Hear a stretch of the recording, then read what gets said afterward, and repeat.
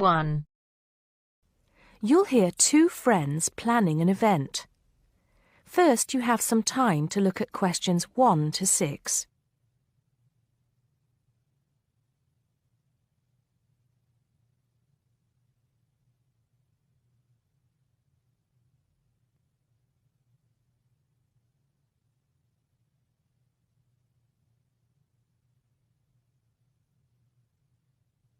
Now we shall begin. You should answer the questions as you listen because you will not hear the recording a second time. Listen carefully and answer questions 1 to 6. Hello, Joan. I'm glad you could come. Hello, Peter. What's up? Is something the matter? No, everything's fine. It sounded urgent on the phone. Did it? It's just that I've had this idea and I wanted to see how soon we could get it off the ground. Well, don't keep me in suspense. You know they're planning to close down the local clinic. It was in the newspaper yesterday, but most people have actually known for some time. Well, I thought we should do something about it. What did you have in mind? I thought we could organise a charity event and donate the money to the clinic. I know it doesn't sound like much, but it will show the local council how we feel and that we mean business. That'll take quite a lot of organising. Why don't we just hold a protest outside the town hall? A protest would take just as much organisation as an event like this. Besides, I think fewer people would turn up. A village fair or something like that would attract more people and get money for the clinic. People are more generous when they're enjoying themselves. OK then, it sounds good to me. How do we start? First, we put our heads together and come up with a list of people who'll be willing to help and people who can provide us with some of the things we need. For example, we might need a caterer to provide refreshments, a rock band for entertainment, tents and so on. Then, we do a lot of telephoning around and try to get everybody together at the same time in the same place. Sounds like a lot of work to me. Well, that's only the beginning. First things first, though. Let's decide now on who to get to the initial meeting and where and when to hold it. Fine. Well, the village hall would be the best place to have the meeting. It's not as big as the youth club, but it's warmer. There'll be no problem getting permission to use it, but I suppose it depends on how many people we invite. We don't want too many, otherwise the meeting will go on too long and nothing will get decided. But the village hall is a good idea. It's more official than having it in someone's living room. How many? 6 or 8 people to start with? 10 at the most? OK, now we have to decide on a suitable day and time. Suitable to everybody, I mean. A Saturday or Sunday would seem to be the best choice because people aren't at work on those days. But they may not like the idea of giving up a part of their weekend for a meeting. Unless we persuade them it's for a good cause, or that it's to their advantage, and that it'll all be a lot of fun. We'll provide refreshments, of course. What if some don't want to give up their weekend? Then we'll give them an alternative. Say, one evening in the week after everybody's finished work. We'll see which is the most acceptable to them. Then book the hall. I can do the refreshments for the meeting. I'll get Darren and Maggie to help me. I'm sure they'll be more than willing. Before you hear the rest of the conversation, you have some time to look at questions 7 to 10.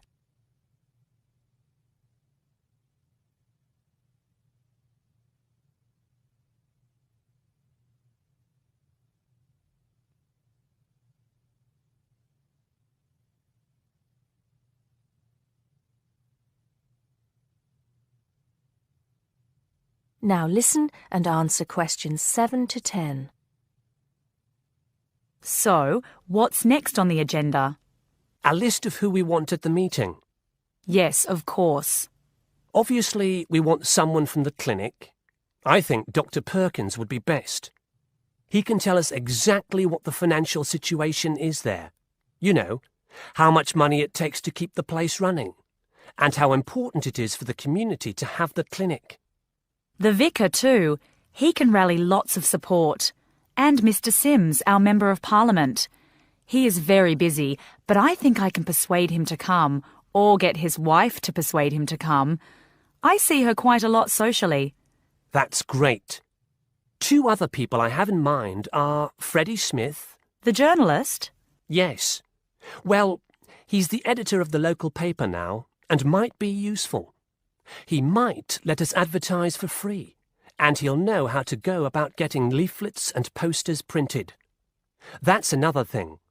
We'll need volunteers to put leaflets through people's doors and stick up posters all over the place. We can decide that at the meeting. What about the other person?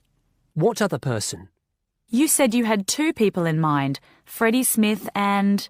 Oh, yes, Mr. Gates. Mr. Gates. Do I know him? You must do. He owns Greatfields Farm. We need a large area to hold the fete. Right. So how many have we got then? 7 or 8? There's Dr. Perkins, Mr. Sims, that journalist. Freddie Smith, you mean? Yes, him. And the vicar and Mr. Gates, the farmer.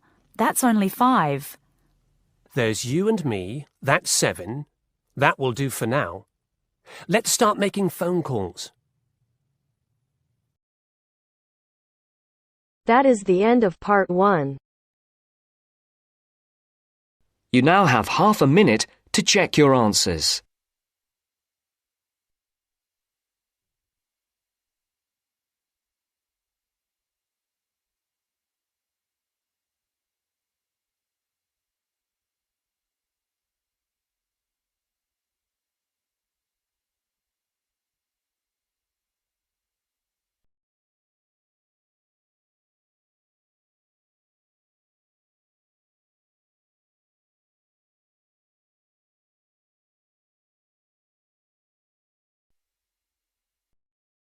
Now turns to part 2. Part 2. You'll hear a lecturer talking to students about a printing process. First, you have some time to look at questions 11 to 15.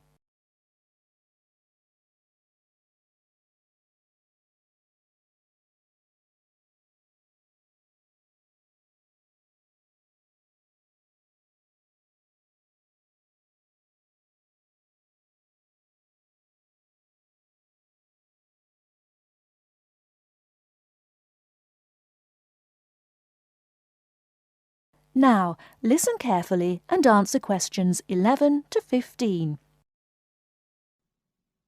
As I've made clear in earlier lectures, many different solutions have been proposed to the basic technological problem of getting meaningful marks onto paper.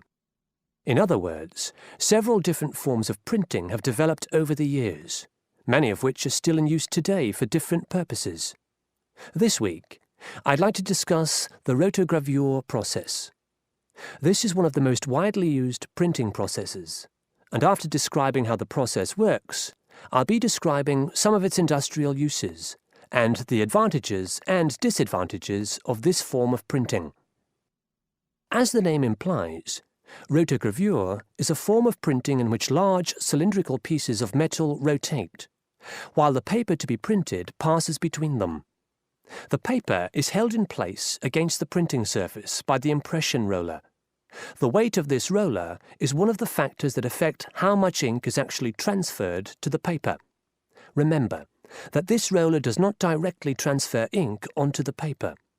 The side in contact with the impression roller remains blank, and it's the other side of the paper which is actually the printed side. The impression roller presses the paper against the ink-bearing roller, generally known as the gravure cylinder. This roller is etched or engraved using either a laser or a diamond-tipped etching machine. This creates a large number of tiny holes in the surface of the roller which hold the ink.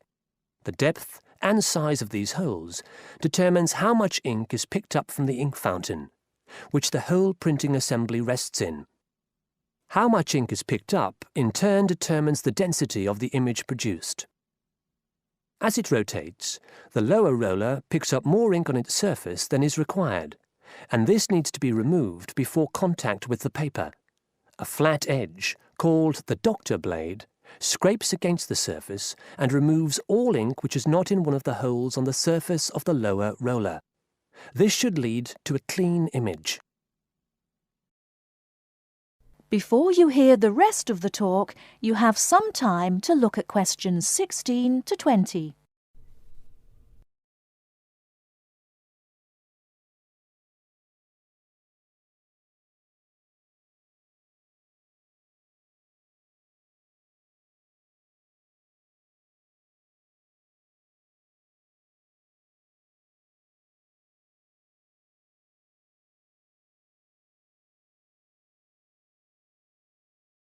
Now listen and answer questions 16 to 20.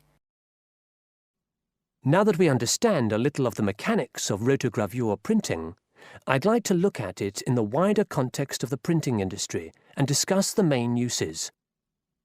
One of the main advantages of the rotogravure process is that the amount of ink which can be transferred to the paper is high compared to other printing methods. This means that a broad density range can be produced. In other words, with rotogravure, it's possible to produce many different light and dark shades, making it particularly suitable for reproducing photographs and fine art. For shorter print runs, some other processes may give a finer image, but rotogravure is ideal for jobs that involve printing, for example, 1 million magazines. One common place where you'll see printed matter that has been produced by rotogravure is in the advertising material that is often inserted into Sunday newspapers. Of course, it's not just paper that can be printed by rotogravure. It's a very flexible process, since the rollers used can be made to any size required. Whether it's consumer packaging or large rolls of floor covering that need to be printed, rotogravure is a relatively cheap, quick method that is used in a variety of industries. This isn't to say that rotogravure is without its disadvantages. Probably the main drawback is the fact that, with large areas of colour, the dots are visible, even without using any kind of magnifying aid. Now, does anyone have any questions about the rotogravure process? That is the end of part 2. You now have half a minute to check your answers.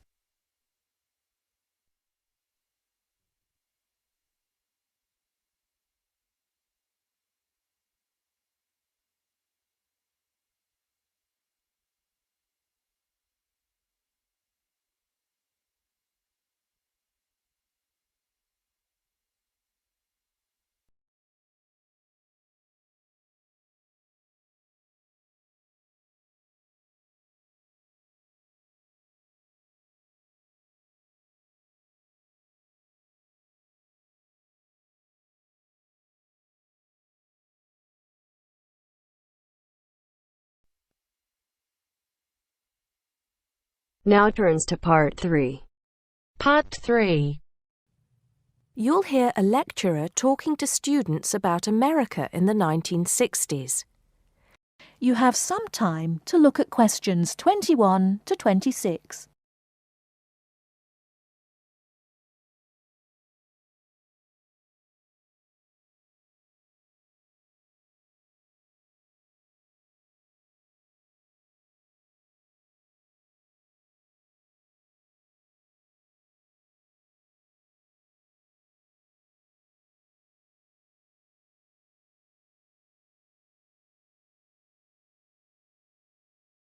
Now listen carefully and answer questions 21 to 26.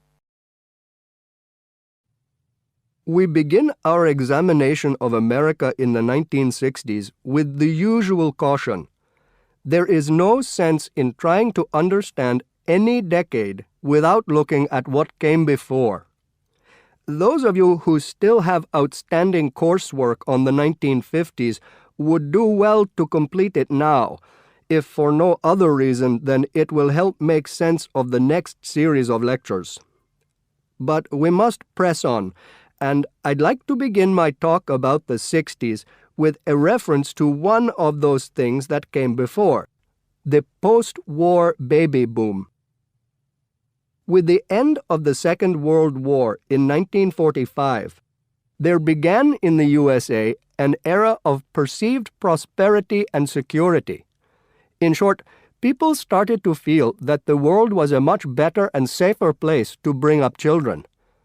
So, at the start of the 60s, all those children born in the baby boom, 70 million in the US alone, were teenagers. As the 60s progressed, and as this large number of people approached adulthood, there was a noticeable shift in the balance of power, and young people began to have a voice in ways that were not considered possible in the more conservative atmosphere of the preceding decade. Things were moving forward at a rapid pace. The literature of the time brought out all the taboos. Everything was covered, such as race in, for example, the book To Kill a Mockingbird. The role of women changed, and equality for women, well, let's just say that once certain books were published, women were no longer going to be satisfied with their roles as devoted wives and mothers.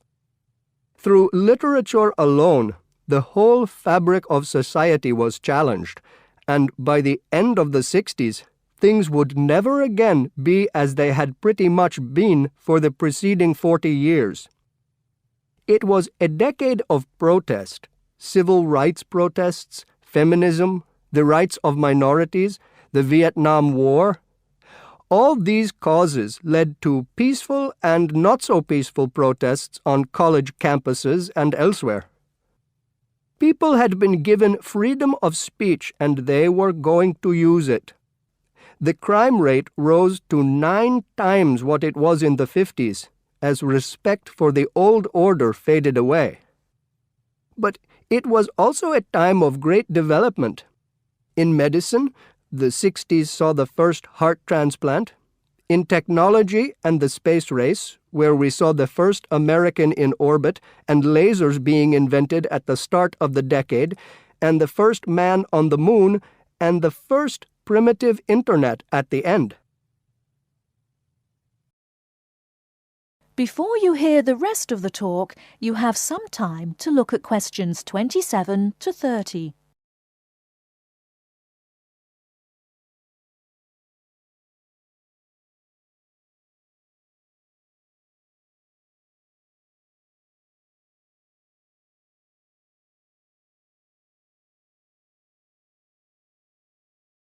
Now listen and answer questions 27 to 30. None of this, good or bad, might have happened if things in 1962 had gone slightly differently. On October 16th, President John F. Kennedy met with his closest advisors at the White House. They had obtained photographic evidence showing that Cuba was building or installing nuclear weapons. It was widely believed that Cuba was preparing to fire these weapons at cities in the USA. Kennedy was faced with 3 choices: to try to resolve the crisis diplomatically by negotiating with Cuba and the Soviet Union, to take action to block the delivery of more weapons into Cuba, or to attack Cuba, destroying their weapons. Believing that the first option would end in failure and that the third option would lead to war, it was the second option that Kennedy chose. In doing so, he succeeded in preventing the buildup of more missiles. The Soviet Union then withdrew the weapons from Cuba. Most historians agree that if Kennedy had acted differently, the episode would have led to a full-scale nuclear war between the United States and the Soviet Union. Millions would have died, and the world would have been changed beyond recognition. That is the end of part 3. You now have half a minute to check your answers.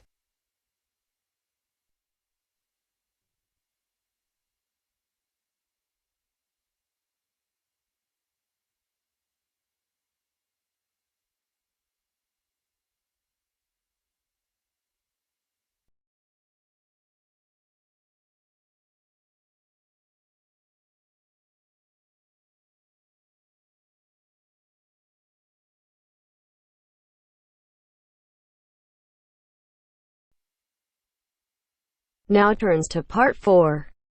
Part 4. First, you have some time to look at questions 31 to 40.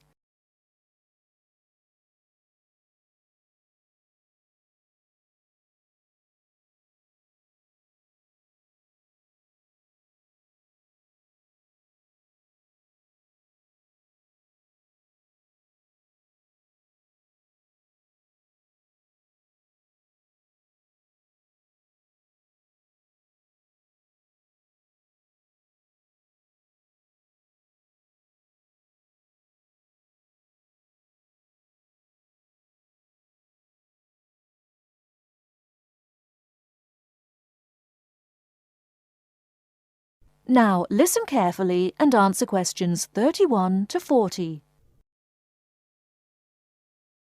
The word thesaurus comes from Greek and means treasure house.